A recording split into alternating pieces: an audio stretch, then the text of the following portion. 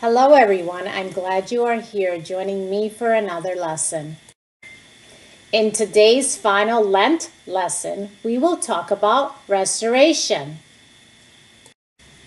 Before anything else, let's breathe.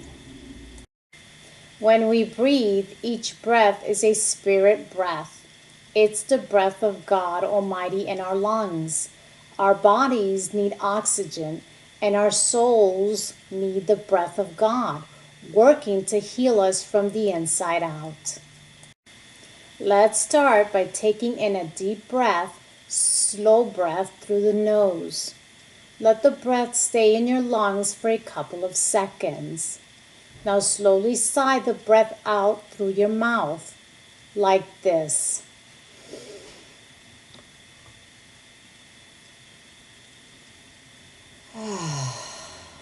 Let's do that again.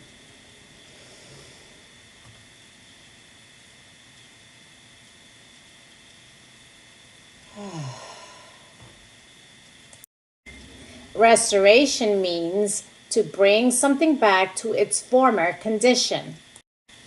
Bible verse Job chapter 33 verse 4. The Spirit of God has made me, and the breath of the Almighty gives me life.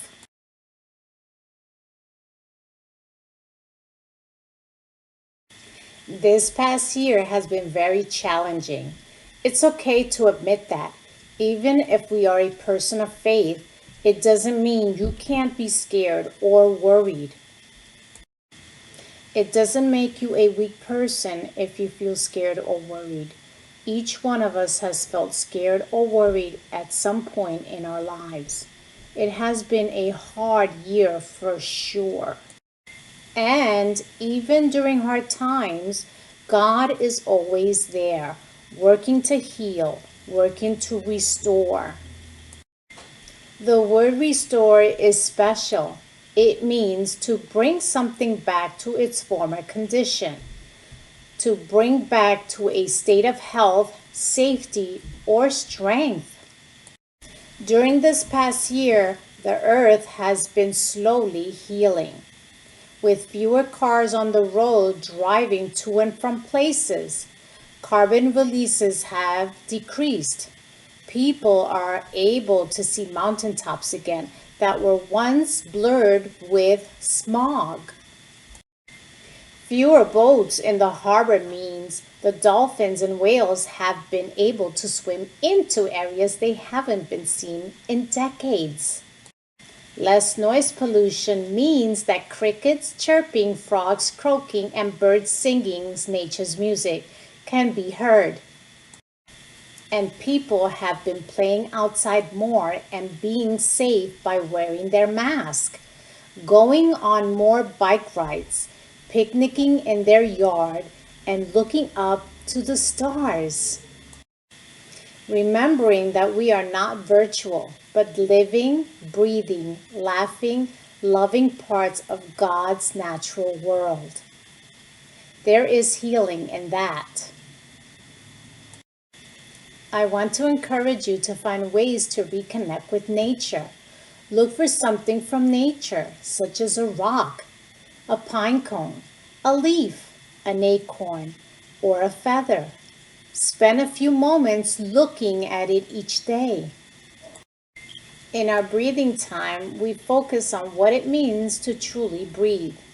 Oxygen feeds our bodies and the Holy Spirit feeds our souls. Nature breathes too.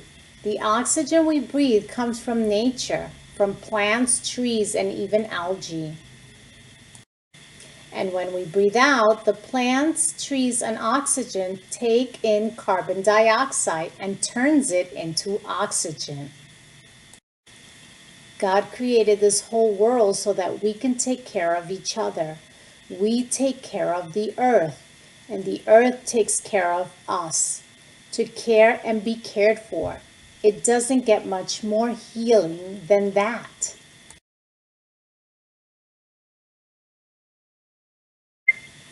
It's wonderfully reassuring to know that no matter what we're going through, we can always turn to God in prayer.